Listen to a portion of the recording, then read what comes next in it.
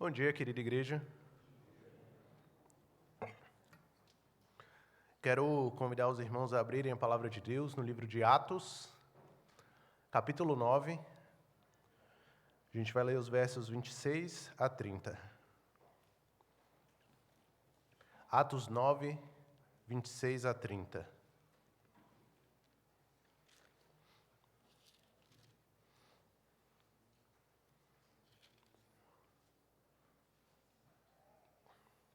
Atos, capítulo 9, 26 a 30.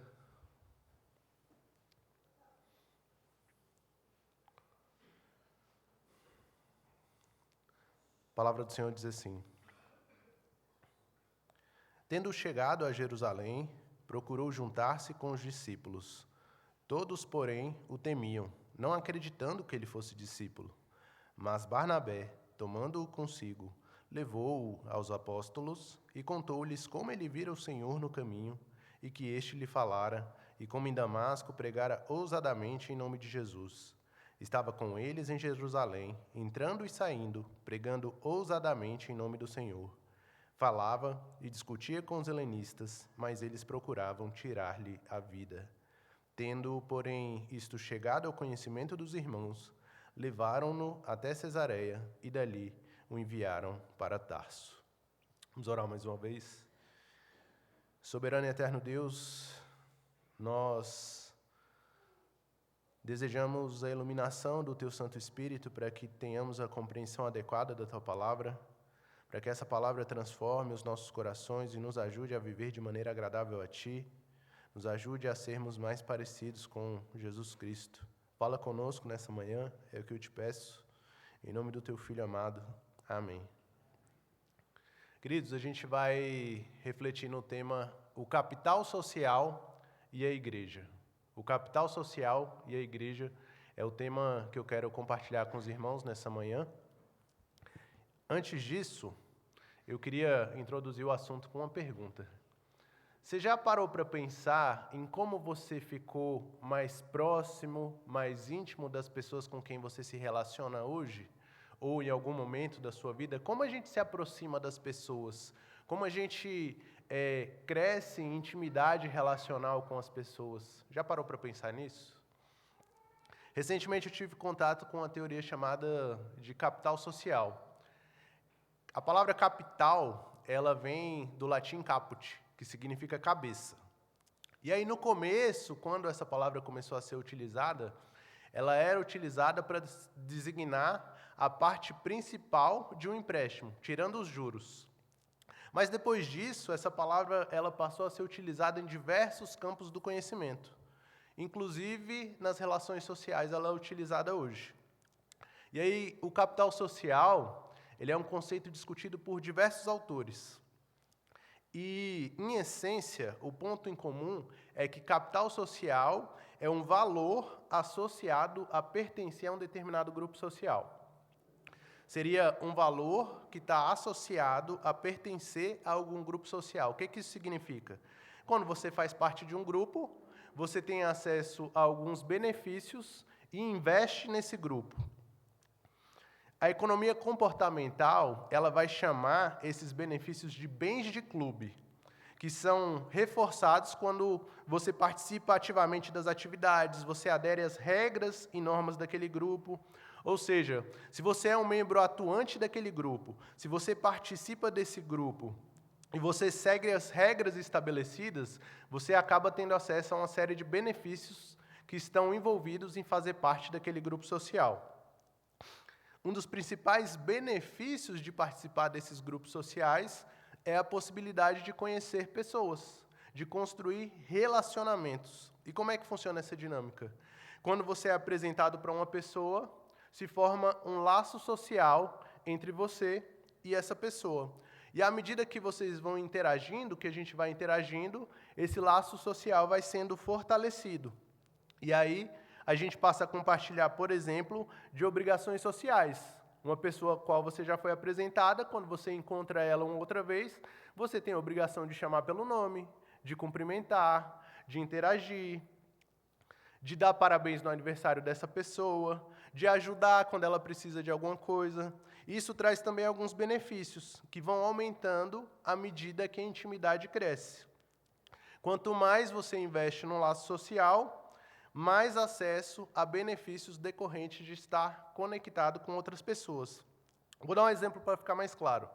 Imagina que você está saindo de uma festa, 10 horas da noite, e aí descobre que seu cartão não está funcionando para chamar o Uber. Não tem como você chegar para um estranho e falar, chama um Uber para mim para eu poder voltar para casa. Você precisa de alguém conhecido, que você tenha um mínimo de relacionamento que possa te oferecer esse tipo de benefício. Uma pessoa com quem você tenha confiança e que confie em você. Provavelmente um amigo ou pelo menos uma pessoa que você tenha algum tipo de relação. A gente não pede esse tipo de coisa para um estranho ou para um desconhecido, somente para pessoas com quem temos um laço social. Por isso, dentro dessa teoria do capital social, a importância de conhecer pessoas está ligada a receber alguns benefícios que esses relacionamentos acabam trazendo. Mas onde a gente conhece pessoas? No caso das crianças é mais fácil. Minha filha chega lá no parquinho, tem outras crianças, fala, oi, quer ser minha amiga? Quero. Pronto. Está resolvido.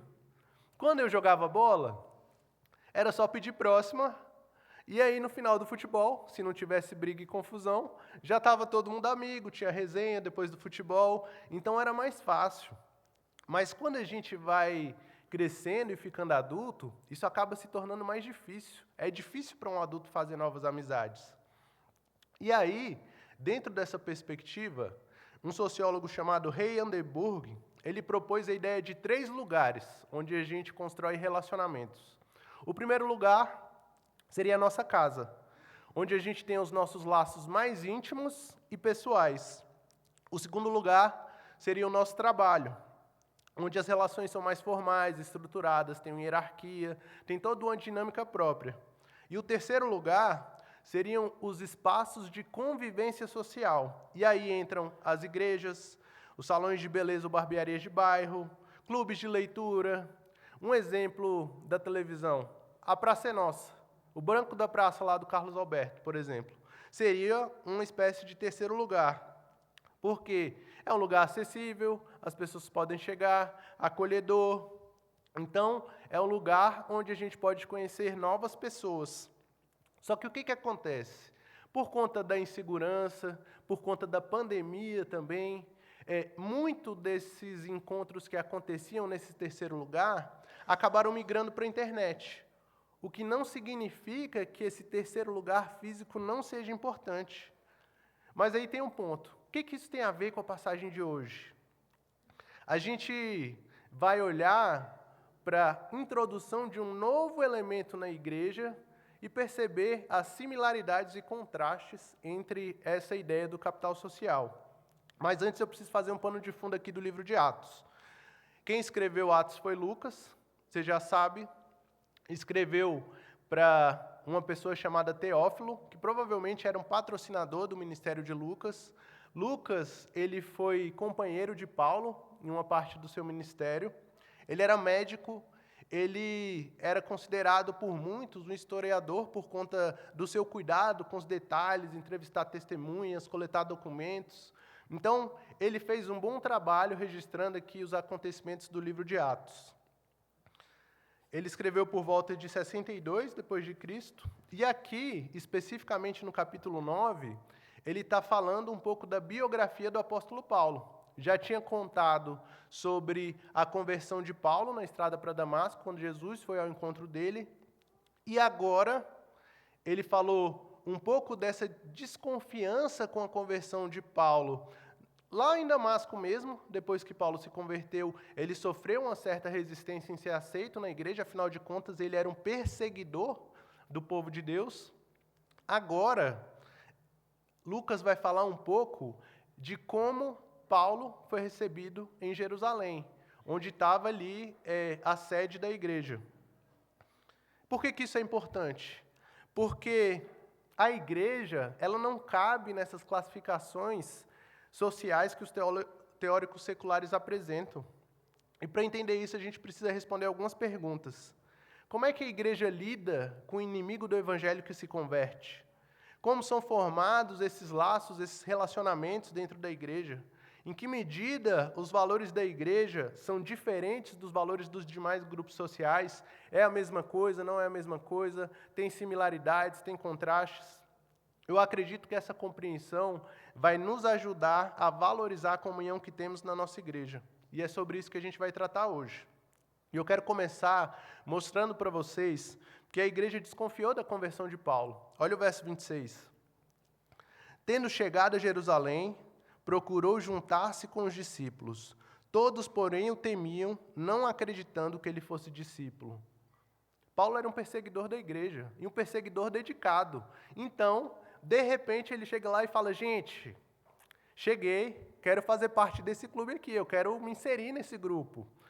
Seria mais ou menos ali, resguardadas as diferenças de temperatura e pressão, como se um torcedor do Flamengo, de repente, quisesse fazer parte da Força Jovem do Vasco.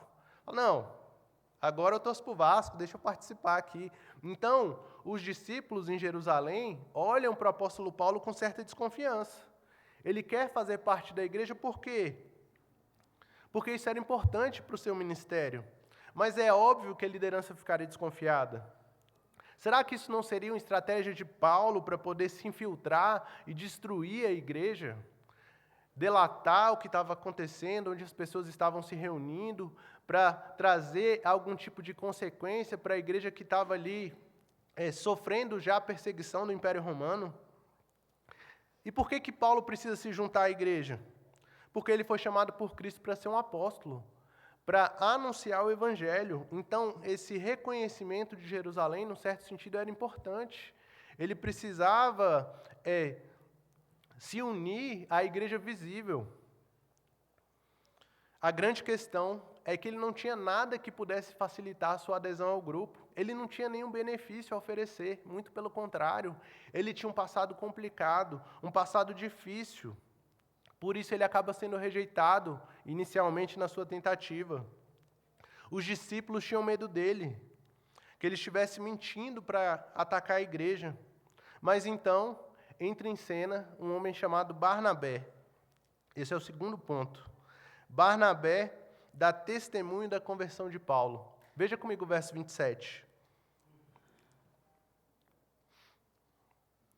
Mas Barnabé, tomando-o consigo, levou-o aos apóstolos e contou-lhes como ele vira o Senhor no caminho e que este lhe falara e como em Damasco pregara ousadamente em nome de Jesus.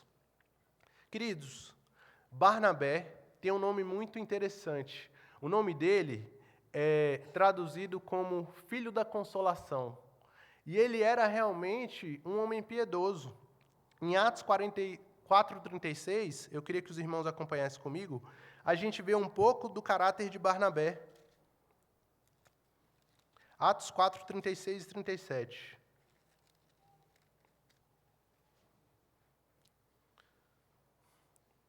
A gente está aqui no início da igreja primitiva, e aí o texto diz o seguinte, o relato de Lucas sobre Barnabé. José, a quem os apóstolos deram o nome de Barnabé, que quer dizer filho da exortação, mas a tradução melhor seria filho da consolação, porque exortação parece um pouco que está brigando, mas não era esse o ponto aqui. Levita, natural de Chipre, como tivesse um campo, vendendo-o, trouxe o preço e depositou aos pés dos apóstolos. Esse texto é importante para mostrar duas coisas. Primeiro, o coração generoso de Barnabé, e segundo, que ele já tinha um relacionamento com os discípulos, com os apóstolos.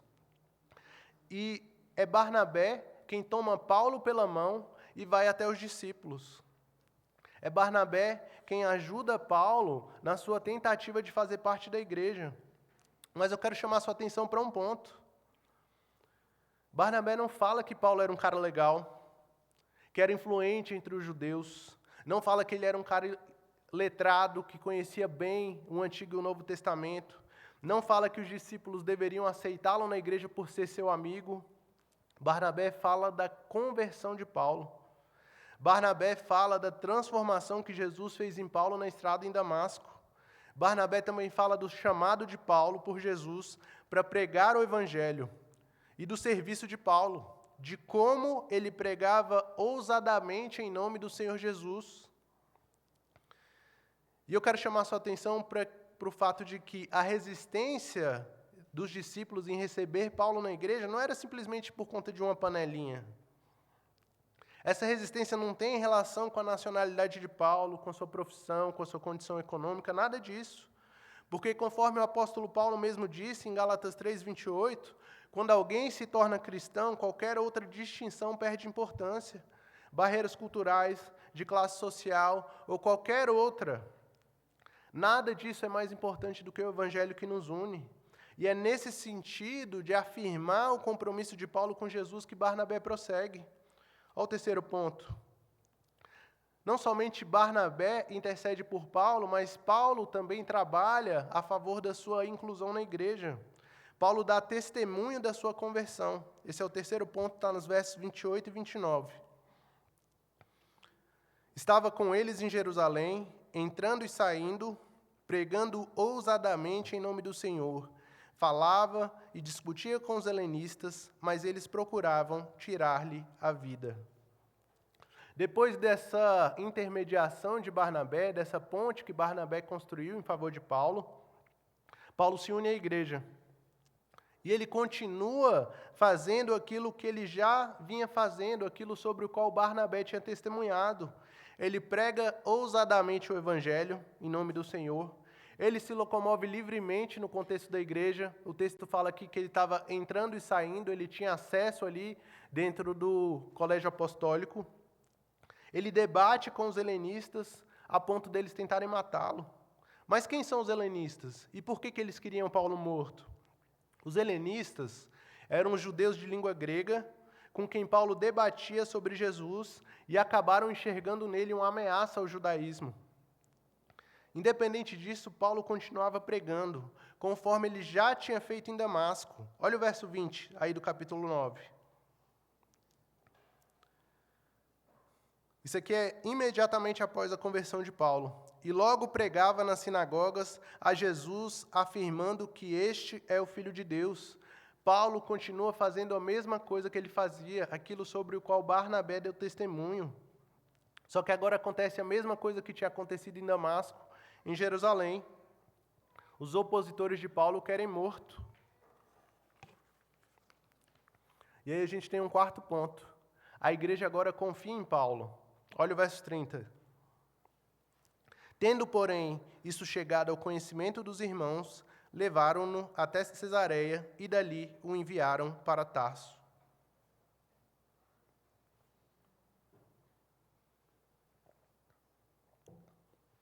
Esse verso 30 é muito importante, irmãos, porque mostra para mim e para você que agora Paulo tinha sido verdadeiramente aceito. Ele pertencia ao grupo. E quando os planos chegaram ao conhecimento dos irmãos de Paulo, não mais dos discípulos, eles se preocuparam com ele. Estenderam a ele os benefícios da sua proteção e o levaram de volta à casa dele, em Tarso. Paulo acaba experimentando aqui na sua própria vida a realidade daquele provérbio que diz que em todo o tempo ama o amigo e na angústia nasce o irmão, conforme Provérbios 18, 24.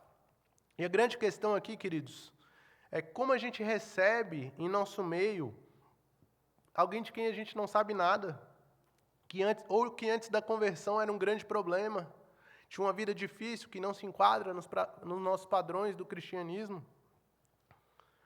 Os discípulos, eles tinham suas razões para temerem acolher Paulo como parte do grupo.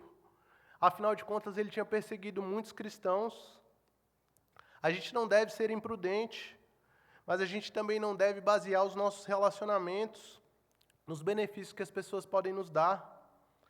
Até porque a história do povo de Deus vai na contramão disso. Quando a gente olha para o texto que a gente leu na liturgia, de Deuteronômio 7, 6 a 11, a gente vê que Israel era um povo pequeno, que não tinha nada a oferecer. Mas ainda assim Deus amou esse povo.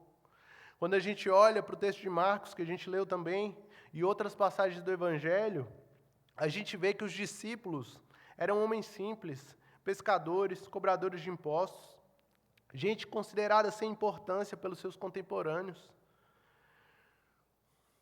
Quando a gente olha para Tiago 2, 1 a 8, a gente vê a importância de não fazermos acepção de pessoas, de não tratarmos o rico melhor do que o pobre, porque na igreja somos todos irmãos. Esse é o ponto. E quando a gente olha para o plano de salvação, a gente vê o tanto que Deus nos amou, pelo fato de Cristo ter morrido por nós, sendo nós ainda pecadores, conforme Romanos 5:8. Jesus Cristo sabia da nossa inimizade quando caminhou até a cruz para pagar pelos nossos pecados. Ele morreu para nos unir a Ele e para nos tornar parte da sua igreja. Ele se sacrificou por gente como eu e você, que não tinha nada a oferecer em troca. É por isso, queridos, que eu afirmo que não existe nenhum outro grupo ou instituição como a igreja nesse mundo. Porque os membros da igreja se unem em nome de Jesus e não dos benefícios ou dos bens de clube. Porque aqui, independentemente da profissão, do grau de instrução, do saldo da conta bancária ou do sobrenome, somos todos irmãos, parte da família de Deus. Perdão. E como parte do corpo de Cristo, a gente é chamado para olhar para os nossos irmãos com a mesma graça que Cristo olhou para nós, com a mesma graça que alcançou o apóstolo Paulo, com a mesma graça que Barnabé teve ao olhar para Paulo e interceder por ele. E como é que essa realidade singular descrita na história de Paulo em Jerusalém nos ajuda hoje? Em primeiro lugar, ela nos lembra que o que nos une, o nome de Jesus, é maior do que o que nos separa. Não existe judeu e nem grego, escravo ou livre, homem ou mulher. Gálatas 3:28. E aí uma pergunta. Qual foi a última vez que você se aproximou de uma pessoa nova na igreja? Será que a gente não tem buscado apenas relacionamentos que nos mantenham na nossa zona de conforto?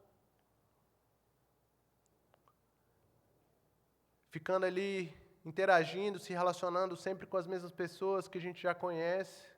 Afinal de contas, dá muito trabalho conhecer gente nova. Como é que essa história de Paulo nos ajuda hoje? Ela nos lembra que a gente precisa se arriscar e construir pontes em favor uns dos outros, assim como Barnabé fez com Paulo. Quando foi a última vez que você se arriscou em favor de um irmão? A gente pode fazer isso abrindo as portas de um ministério na igreja para alguém, recomendando um irmão ou uma irmã que está procurando um emprego para uma oportunidade de trabalho, ou até lembrando dessa pessoa para um programa social. A gente vai fazer um piquenique no parque da cidade, chamou fulano, não, vamos chamar fulano que acabou de chegar na igreja, para ele conhecer a gente, caminhar junto. Como é que essa realidade nos ajuda hoje? Ela nos lembra que a gente precisa ter coragem de oferecer ajuda como Barnabé, mas também de aceitar ajuda como Paulo. Tem muita gente que está sempre disponível para ajudar os outros, mas é incapaz de aceitar ou de pedir ajuda, e com isso perde a oportunidade de estreitar os laços com os irmãos. Uma pergunta difícil. Tem algum irmão ou irmã da igreja que você teria coragem de ligar num momento difícil, quando estivesse precisando de socorro, com o pneu furado à noite, precisando levar um menino no médico e não tendo com quem deixar o outro menino? Se você não tem uma pessoa nessa comunidade que possa te acolher nesse sentido, talvez seja um sinal que a gente está falhando em levar as cargas uns dos outros, conforme o próprio Paulo diz em Gálatas 6:2. Como é que essa realidade que a gente viu aqui, da inclusão de Paulo no contexto da igreja em Jerusalém, nos ajuda hoje? Ela nos lembra também que o serviço a Jesus é uma evidência de conversão.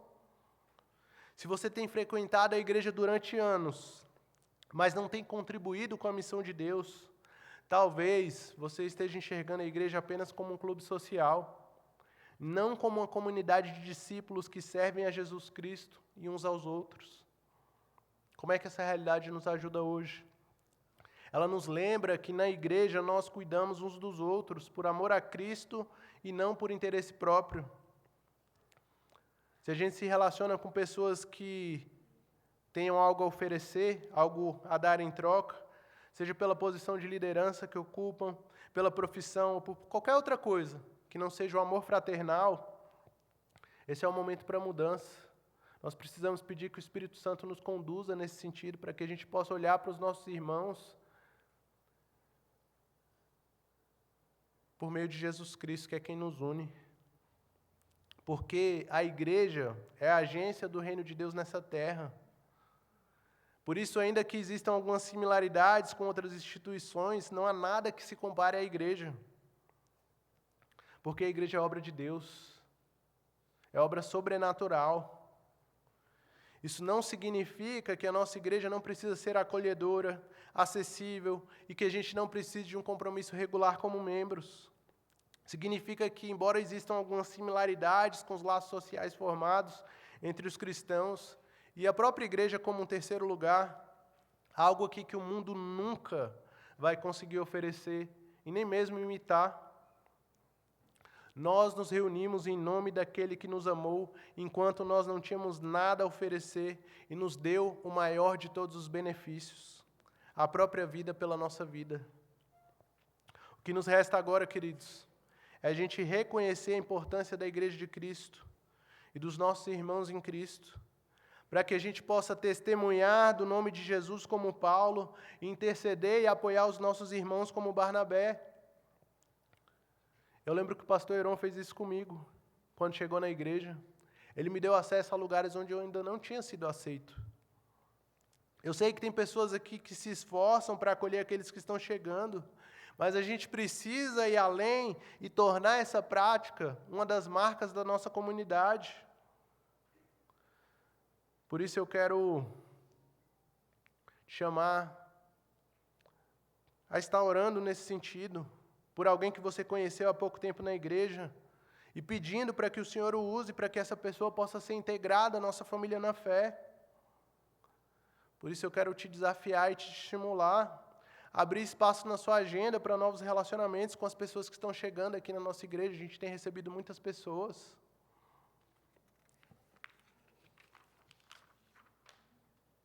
E para você que está chegando, se permita ser conhecido pelas pessoas. Não espere que sempre quem está aqui tome a iniciativa, faça convites, puxe assunto. Às vezes é desconfortável no início, mas vale muito a pena.